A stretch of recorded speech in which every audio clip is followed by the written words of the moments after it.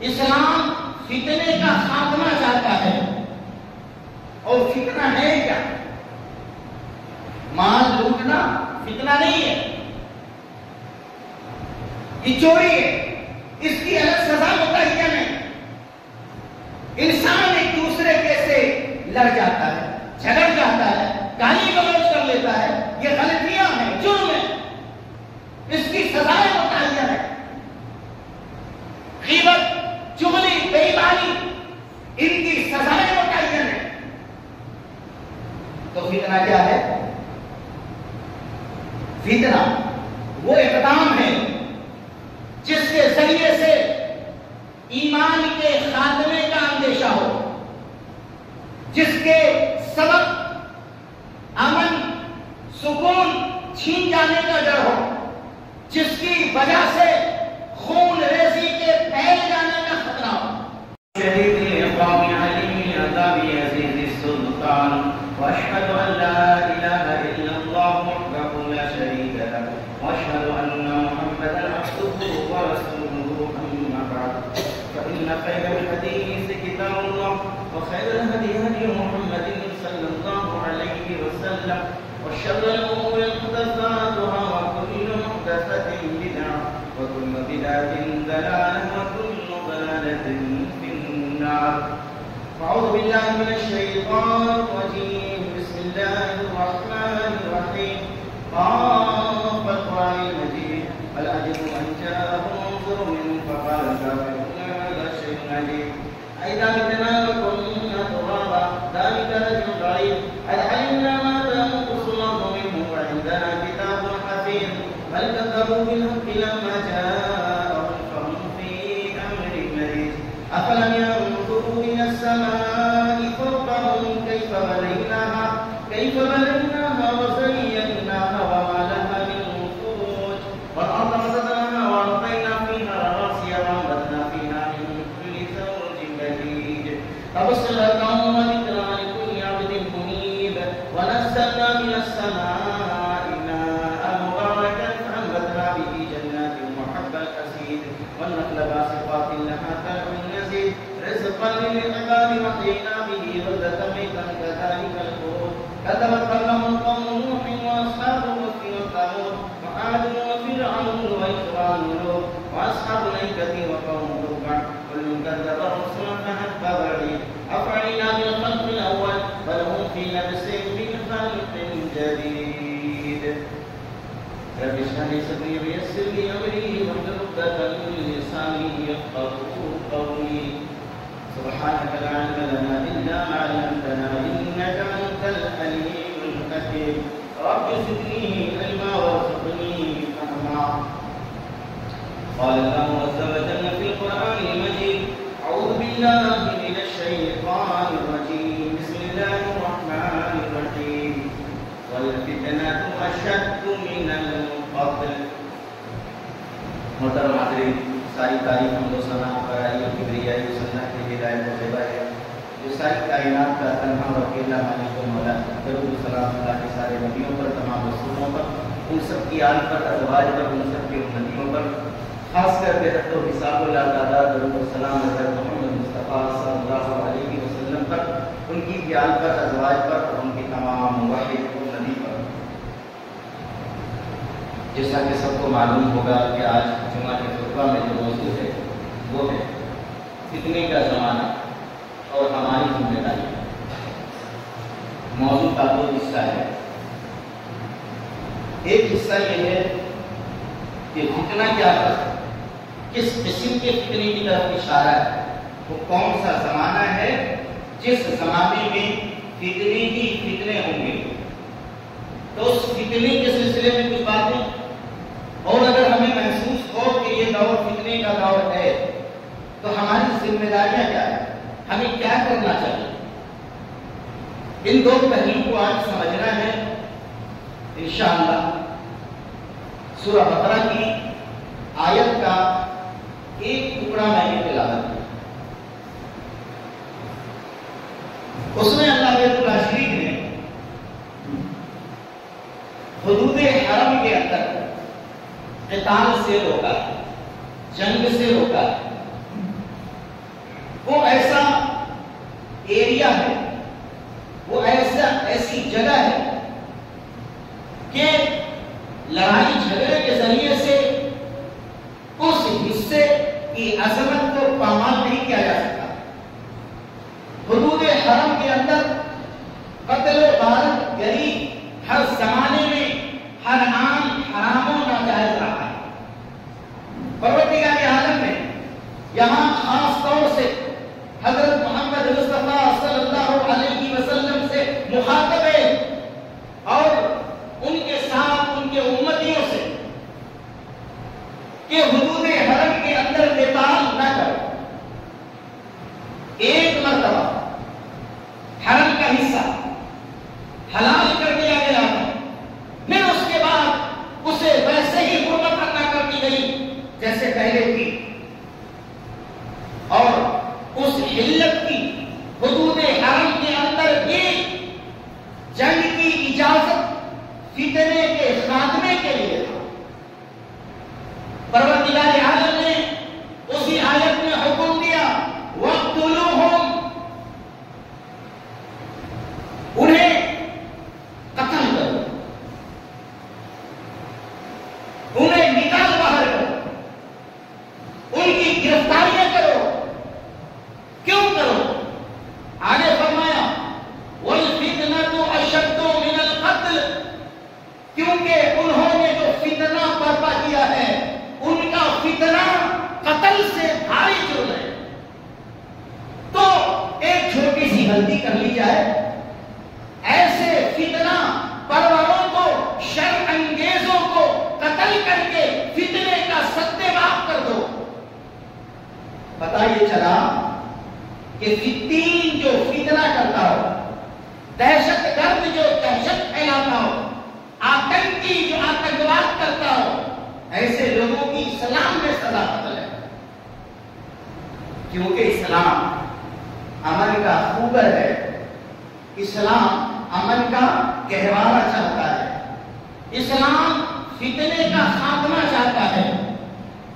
اور فتنہ ہے کیا؟ مال لوٹنا فتنہ نہیں ہے، یہ چوری ہے، اس کی الگ سزا متعین ہے۔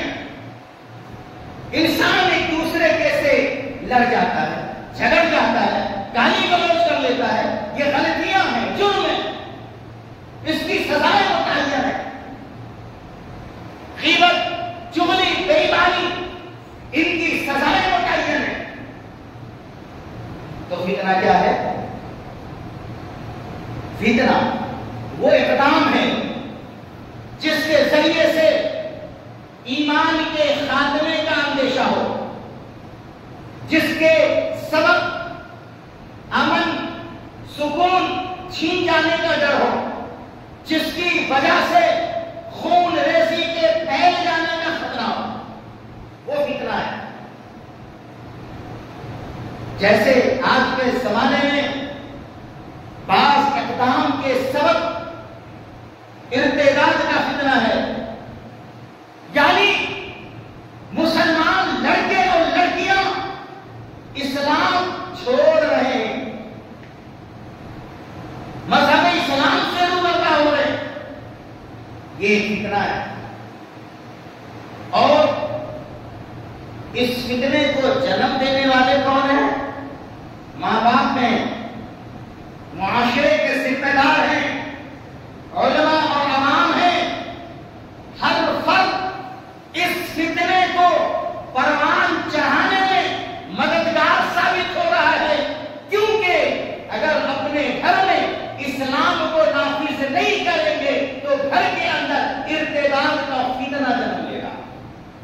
آپ اپنے گھر کے ماحول کو اسلامی نہیں بنائیں گے تو آپ کے گھر میں یہی فتنہ جنم لے گا کہ آپ کے بچے مرتد ہوں گے، آپ کے بیٹے، آپ کی بیٹیاں اسلام چھوڑنے پر آمادہ ہو جائیں گے۔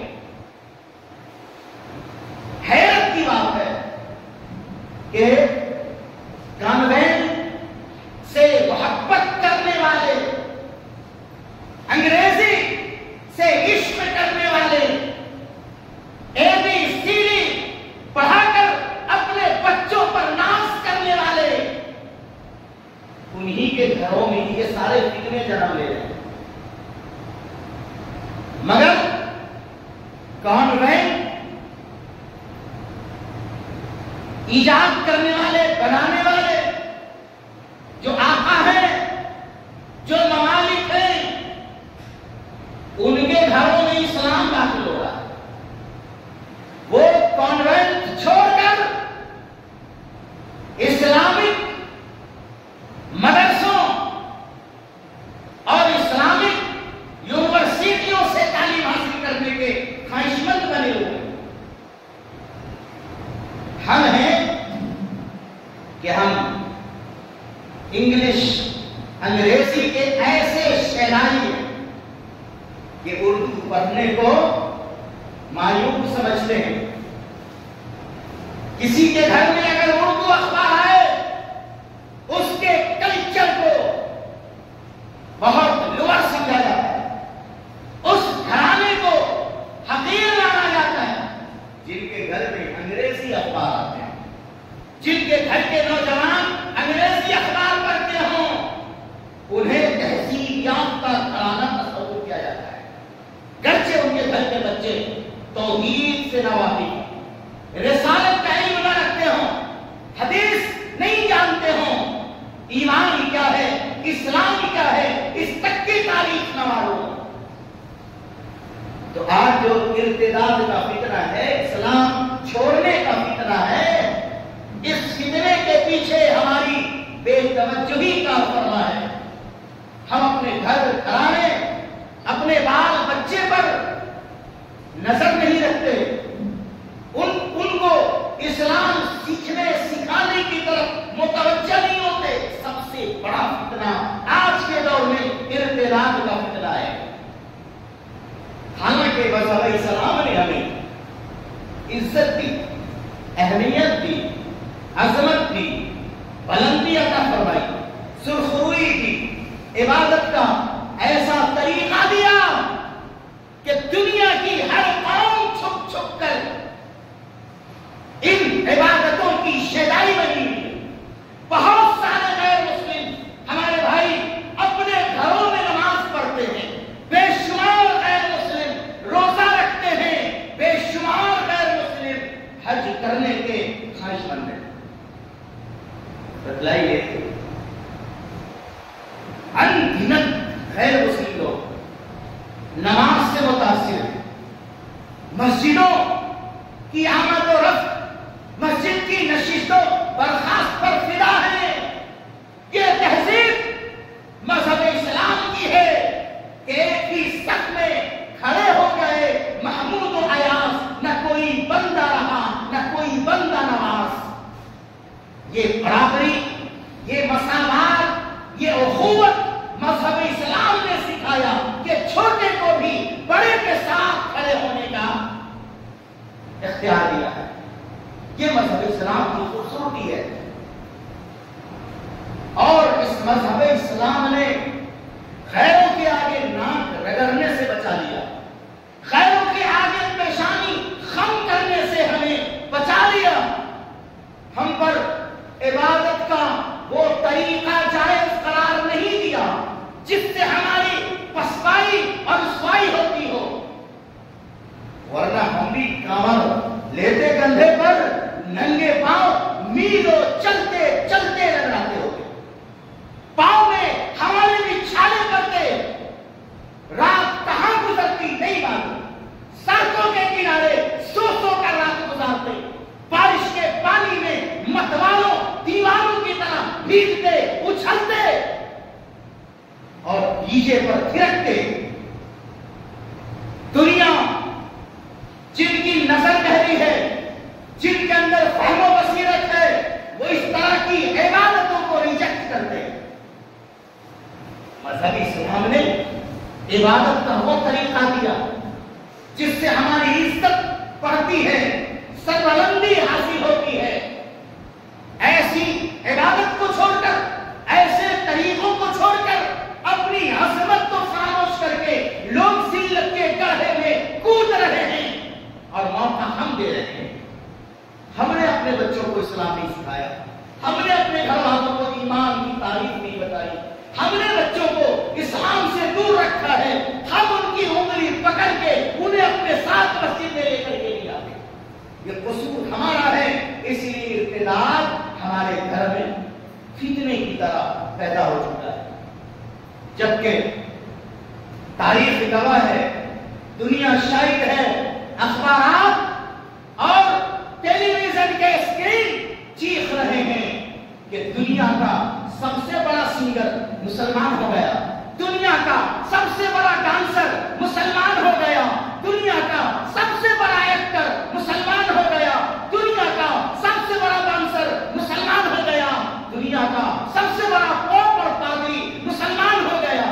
اور یہ مسلمان جن کی کوئی حیثیت نہیں، جن کی کوئی قیمت نہیں، جن کی کوئی عظمت نہیں، جس نے اسلام کے لیے کبھی کوئی قربانی نہیں دی، یہ بے غیرت مسلمانوں کے نوجوان لڑکے اور لڑکیاں اسلام چھوڑ رہے ہیں۔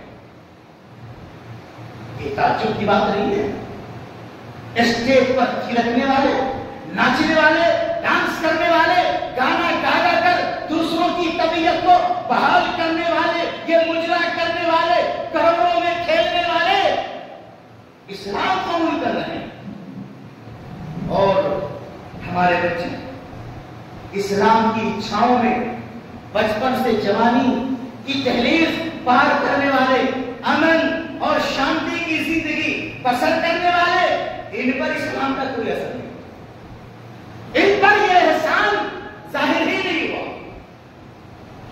تو قصوروار مجرم سب سے بڑھ کے ہم ہیں کہ ہم نے اپنے بچوں کو دین نہیں سکھایا۔ لہذا ایک طرف ارتداد کا فتنہ ہے، آج ہم سن رہے ہیں فلاں نے اسلام چھوڑ دیا، کل دیکھنا پڑے گا ہمارے گھر میں ہمارا بیٹا، آج ہماری بیٹی اعلان کر رہی ہے ہم غیر مسلم کے ساتھ جا رہے ہیں، ہم تمہارے ساتھ رہنے کو تیار نہیں، تو اس کو کیا ہوگا؟ یہ فتنہ دور ہے تو ٹھیک ہے، ڈریے، خوف کیجیے، کہیں یہ فتنہ ہمارے اور آپ کے دروازے پہ دستک نہ دے دے، ہمارے اور آپ کے گھر تک نہ داخل ہو جائے۔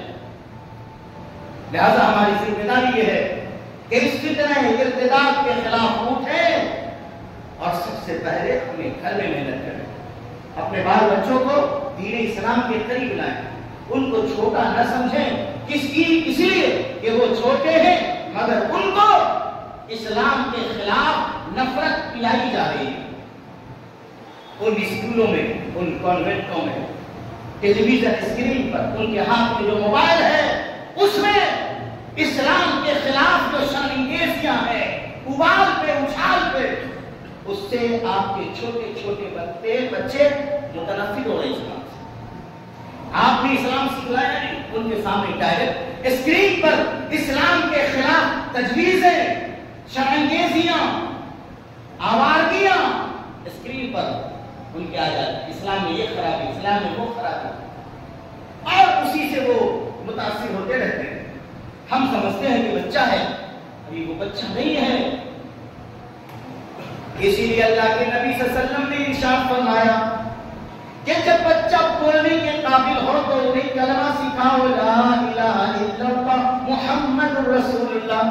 اگر عرب کے لوگ ہیں تو عربی میں یہ کلمہ سکھائیں گے، اگر وہی ہندوستان کے مسلمان ہیں تو ایک طرف لا الہ الا اللہ محمد رسول اللہ سکھانے کے ساتھ ساتھ اس کا معنی بتائیں گے۔ اے میرے پیارے بیٹے، لا الہ الا اللہ کا مطلب یہ ہے کہ پوری دنیا کو چلانے والا ایشور، خدا اور رحمان، اللہ اور رب، پوری کائنات کا ایک ہے، عبادت اسی کی جائز ہے، سجدہ اسی کو جائز ہے، نماز و روزہ اسی کے لیے رکھے جاتے ہیں۔ دنیا میں کوئی دوسری طاقت اللہ کے بالمقابل نہیں ہے، دنیا کا کوئی نظام دوسرا غیر اللہ نہیں چلاتا ہے، ہر ایک کام اللہ بیت اللہ شریف کی انجام دیتا ہے۔ محمد رسول اللہ، اور کائنات میں جب فتنے تھے، کائنات میں جب ظلم شباب پر تھا، تو جناب محمد رسول اللہ دنیا میں آئے، جنہوں نے کائنات کے لوگوں کے سامنے عدل کی شریعت پیش کر دی، انصاف کو قائم کیا اور انسان کو انسان کی غلامی سے نجات دلایا. اے میرے پیارے بچے، اسی شخصیت کا نام ہے جناب محمد رسول اللہ. رسالت لے کر کے آئے، اللہ کی توحید کو عام کیا. اپنے چھوٹے چھوٹے بچوں کو لا الہ الا اللہ محمد رسول اللہ جب بولنا آ جائے تو پڑھوائیے اور اس کا مطلب رٹوائیے. جب بچہ بولنے کے قابل ہو تو کیا بلوانا چاہیے؟ اللہ اللہ بلوانا چاہیے، سبحان اللہ بلوانا چاہیے.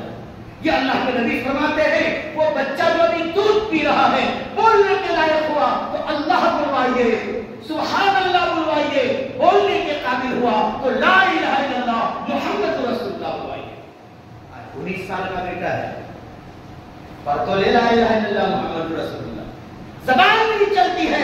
ایسا لگتا ہے کوئی منکر، کوئی کافر زبردستی پڑھنے کی کوشش کر رہا. نعوذ باللہ. اپنے مسلمان فرزندوں کو لا الہ الا اللہ محمد رسول اللہ یہ بہترین انداز سے بولنے نہیں آتا. ایسا لگتا ہے کوئی منکر، کوئی تہیہ پڑھنے کی کوشش کر رہا. اشہد ان لا الہ الا اللہ واشہد ان محمد عبدہ ورسولہ نہیں بول جاتا ہے.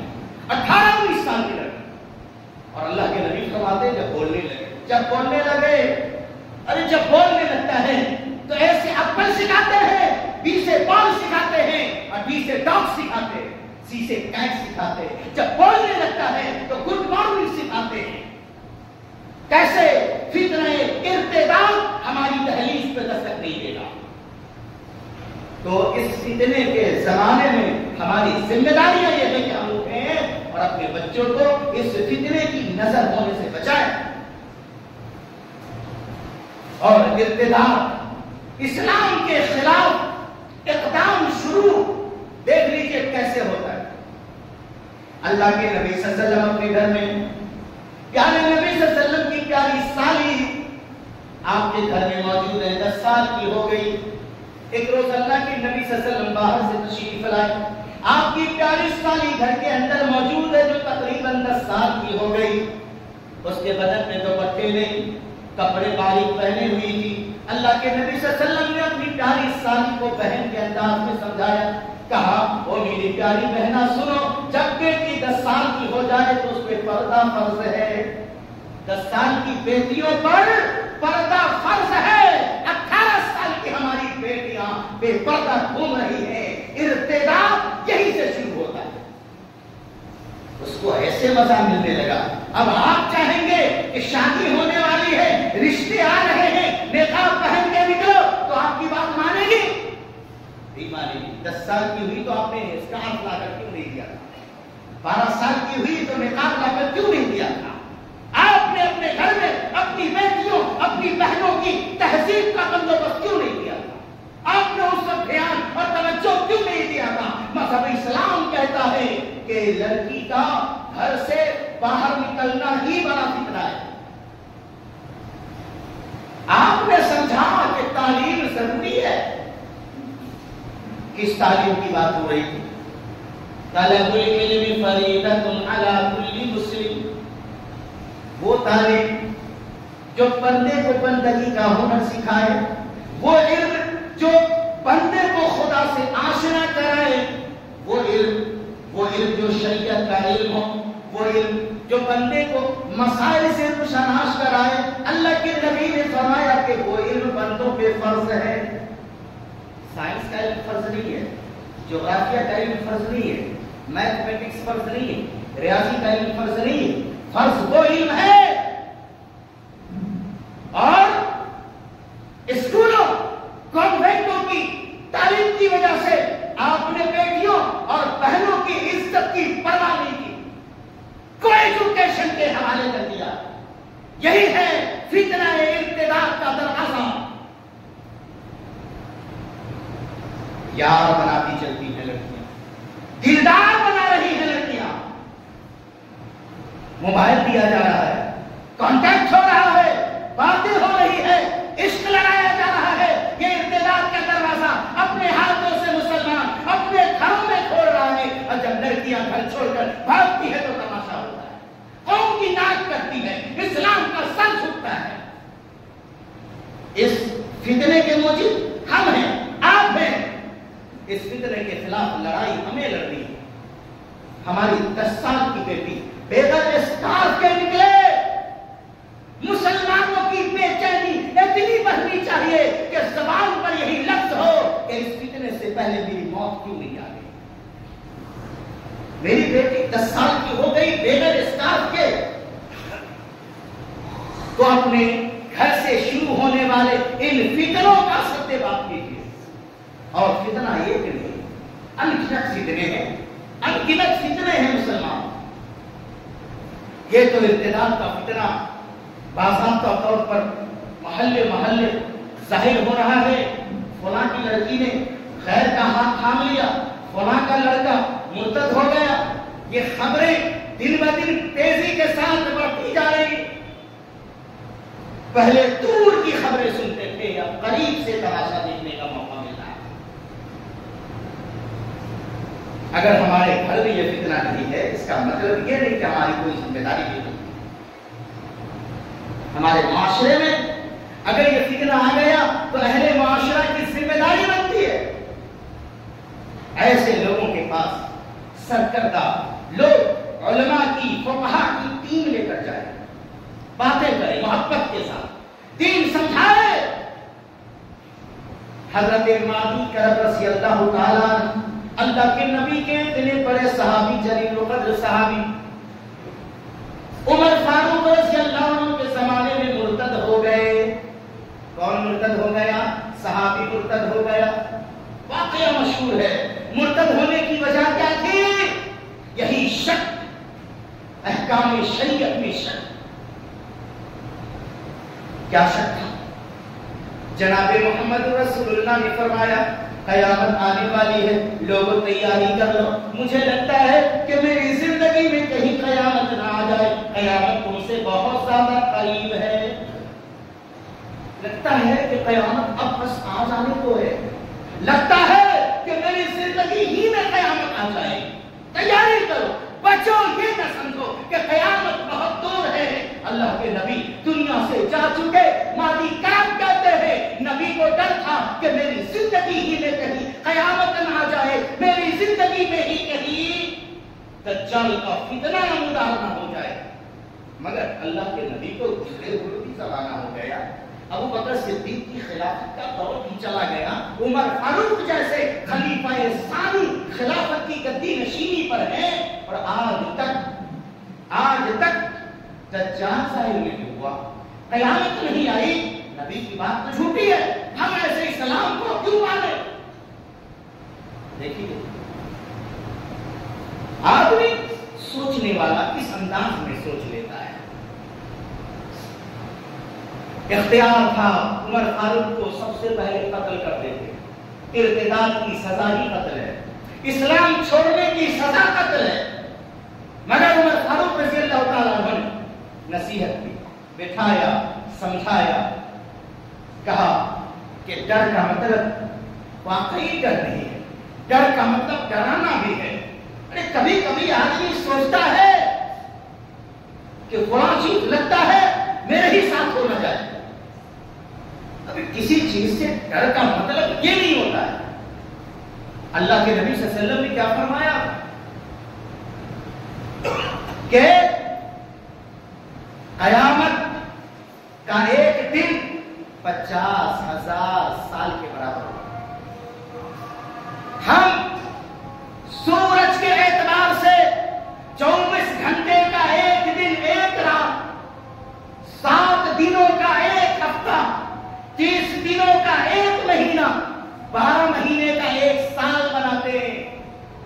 ہو سکتا ہے اللہ کے نبی صلی اللہ علیہ وسلم نے جس انداز میں سوچا ہو وہ آخرت والا دن ہو، اسلامی دن ہو، اللہ والا دن ہو. 1000 سال 50,000 سال کے برابر ہے. اگر اس اعتبار سے سوچو ماضی کا تو ابھی ایک دن بھی کم گزرا ہے.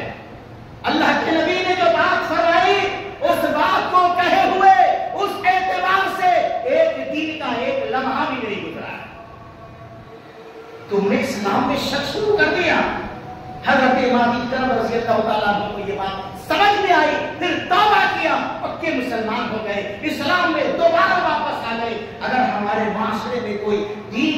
ہے، اپنا دھرم چھوڑتا ہے، تو اہل معاشرے کی ذمہ داری ہے تماشا نہ دیکھے، اس کا پرچار نہ کرے، ویڈیو نہ بنائے، بلکہ اس کے پاس سے جائے اور اس کو دین سکھائے، ڈیبیٹ کرے، اس سے مناظرہ کرے، اس کو اچھے انداز میں اسلام کے احکام سنائے۔ اپنے گھر گھر کو اسلامی بنائیے، اپنے گھر پہ محنت کیجیے، اور ایک سے بڑھ کر ایک فتنہ ہمارا تعاقب کر رہا ہے۔ ایک طرف تو فتنہ ارتداد ہے، دوسری طرف فتنہ شکیلیت ہے۔ علاقے میں گھوم جائیے، کتنے لوگ شکیلیت پر قائم ہو گئے، دین سے برگشتہ ہو گئے۔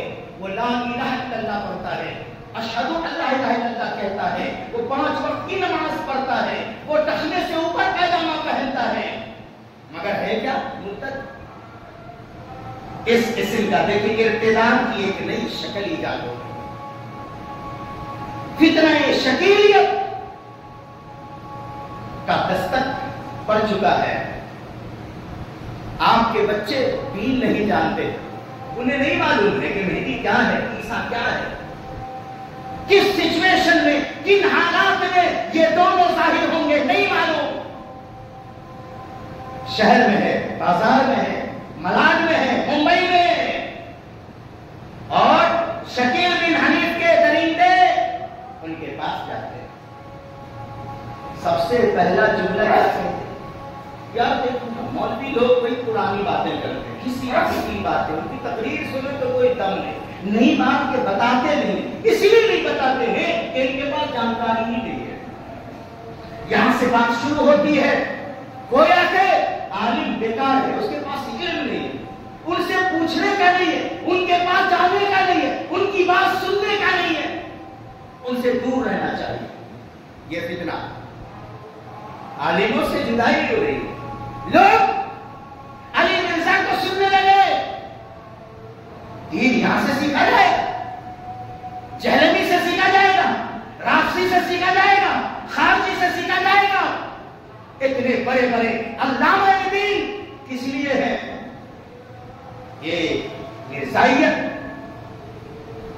کیا ہے؟ یہ سارے فتنے ہیں، یہ سارے فتنے ہیں۔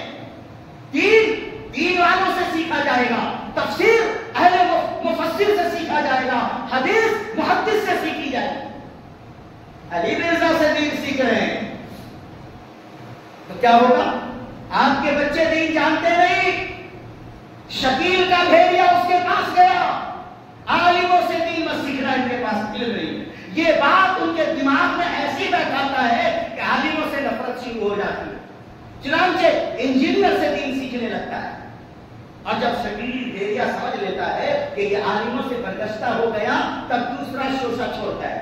اچھا آپ کو مہدی کے بارے میں کچھ پتا ہے؟ نہیں معلوم، کبھی سنا ہی نہیں، ابا نے بتایا ہی نہیں، امی نے بتایا ہی نہیں، حضرت مہدی کون ہے، یہ کب آئیں گے معلوم نہیں۔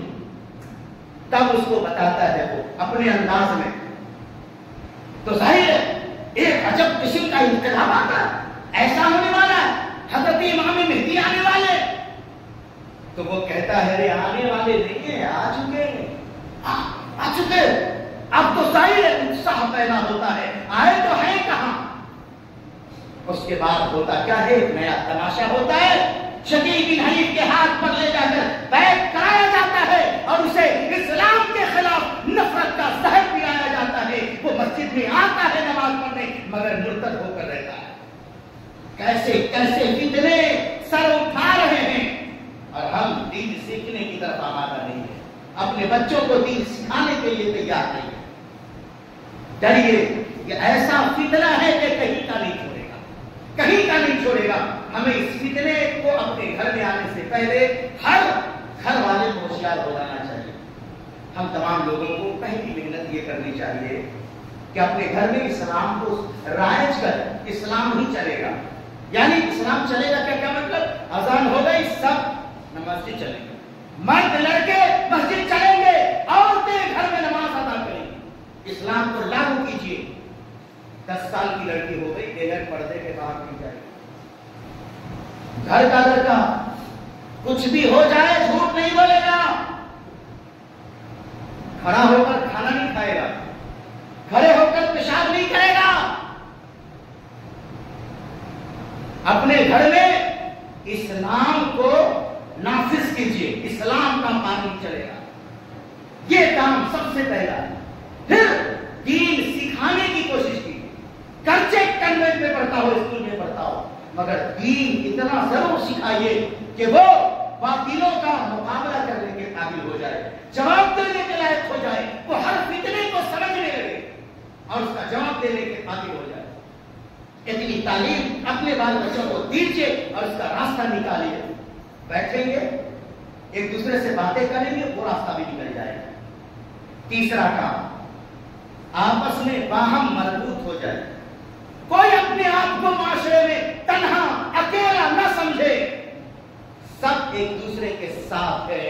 اگر کسی پر کوئی آفت آئی تو اسے اکیلا اس آفت کا شکار نہ سمجھا جائے، اس مصیبت میں مبتلا اس کو تنہا نہ چھوڑا جائے، اس کے پیٹھ پر سب لوگ ہیں، اس کے دکھ کو، اس کے درد کو سب لوگ مل کر بانٹ لیں۔ اگر کسی کی بیٹی بھاگی ہے، یہ مسئلہ صرف اس کا نہیں رہنا چاہیے، پوری قوم کا ہونا چاہیے۔ کسی کا بیٹا مرتد ہو گیا تو یہ مسئلہ صرف اس کے باپ کا نہیں ہونا چاہیے، پورے معاشرے والے کا ہونا چاہیے۔ اگر سب اس طریقے سے مربوط ہوں گے تو انشاءاللہ بہت بہتر کام ہوگا۔ وہ حدیث جس کی طرف میں اشارہ کر کے اپنی بات ختم کرنا چاہتا ہوں، ترمذی شریف کی روایت ہے، اللہ کے نبی صلی اللہ علیہ وسلم فتنے کا ذکر کر رہے تھے۔ صحابہ نے پوچھا ہے اللہ کے نبی صلی اللہ علیہ وسلم، یہ تو بڑی خطرناک بات، اس فتنے کے زمانے میں سب سے اچھا آدمی کون ہو سکتا ہے؟ ہم کن کو تلاشیں، کن کے پاس جائیں؟ ہر ہو سکتا ہے ہم جس سے ملے وہی فتنے کا شکار ہو، تب تو ایمان گیا۔ اب ہم جس کو داڑھی والا سمجھ رہے ہیں، ٹخنے سے اوپر کرتا پاجامہ والا سمجھ رہے ہیں، بند وقتہ نمازی سمجھ رہے ہیں، اور وہ شکیریت کو اختیار کر چکا، وہ خود فتنے میں، ہمیں نہیں معلوم، اس سے ملے ہم برباد ہو جائیں۔ اے اللہ کے نبی صلی اللہ علیہ وسلم، اس دور میں سب سے بہتر آدمی کون ہو سکتا ہے؟ اللہ کے نبی نے فرمایا، جو فتنوں سے الگ جانوروں کو چرا رہا ہوگا، بکریوں کو چرا رہا ہوگا، گھر میں کماتا ہوگا، محلے میں کم ملتا ہوگا، مجلسوں میں کم رہتا ہوگا، مسجدوں میں گوشہ نشی رہتا ہوگا، اچھے لوگوں سے ملتا ہوگا، ورنہ خاموش رہتا ہوگا، ایسے لوگوں کو تلاش۔ ہر چوک چوراہے پر، ہر ہوٹلوں میں، ہر پارک میں جو نظر آتا ہوگا وہ فتنے کا شکار ہوگا۔ جو خلوت نشین ہوگا، چپ رہتا ہوگا، خاموش ہوگا، اپنے کام سے کام رکھتا ہوگا، نماز روزے کا اہتمام کرتا ہوگا، ایسے لوگوں کو چنو، ڈھونڈو۔ اور دوسرا وہ آدمی جو گھوڑے پر سوار ہوگا اور دشمنوں کو للکار رہا ہوگا، ڈرا رہا ہوگا، اور دشمن اسے ڈرا رہے ہوں گے، یعنی جو فتنے کے زمانے میں فتنے کا مقابلہ کر رہا ہوگا، اور اہل فتنہ اسے موبائل پر مار دینے کی دھمکی دے رہے ہوں گے۔ یہ نہیں ہوا، اب گھوڑا کہاں سے آئے گا؟ گھوڑے پر سوار آدمی کہاں ملے گا؟ یہ اس زمانے کی بات ہو رہی، جس زمانے میں گھوڑے سے دشمنوں کا مقابلہ کیا جاتا تھا۔ آج کے زمانے میں وہ مراد ہوگا جو فتنے سے مقابلہ کر رہا ہو، جنگ لڑ رہا ہو، دشمنوں کو ڈرا رہا ہو، اب دشمن اس کو ڈرا رہے ہیں۔ ایسے گنے چنے چند لوگ ہیں، وہ مارتے ہیں، مار کھاتے ہیں، اور سب لوگ مسکراتے ہیں۔ ارے اس کو کیا ضرورت تھی، اس کو کیا ضرورت تھی؟ ہماری طرح تابع ہونا چاہیے، اپنے کام سے کام رکھنا چاہیے، نوٹ دوگنا کرنا چاہیے، اپنی بلڈنگ ٹھوکنی چاہیے، دنیا بنانی چاہیے۔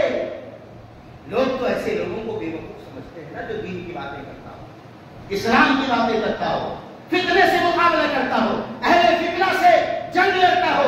لوگ ایسوں کو بے وقوف سمجھتے ہیں، اور اللہ کے نبی فرماتے ہیں اس فتنے کے زمانے میں سب سے بہتر انسان وہ ہوگا جو فتنے کا مقابلہ کر رہا ہوگا۔ تو ایسے لوگوں کو تلاشیے اور ایک ٹیم بنائیں، واٹس ایپ گروپ بنائیں، فلاں جگہ ایسا ہو رہا، فلاں جگہ ایسا ہو رہا، اس کو کیسے ختم کیا جائے، اس کو کیسے مٹایا جائے۔ اور اسلام کے اصول سے کھلواڑ نہیں ہے نا، خون ریزی نہیں، فساد نہیں، بگاڑ نہیں، فتنہ نہیں، دہشت گردی نہیں، آتنکی نہیں، امن و آشتی کا گہوارہ ماحول کو بنا کر امن کا پیغمبر بن کے کام کرنا چاہیے۔ اللہ تعالیٰ سے دعا ہے کہ پروردگار عالم ہم سارے مسلمانوں کو امن کا پھوگر بنائے، نیک نمازی دیندار بنائے، اس فتنے کے زمانے میں فتنے سے مقابلے کرنے والا انسان بنائے۔ اللہ تعالیٰ شریف ہمارے گھروں کی ان فتنوں سے حفاظت فرمائے، آمین یا رب العالمین۔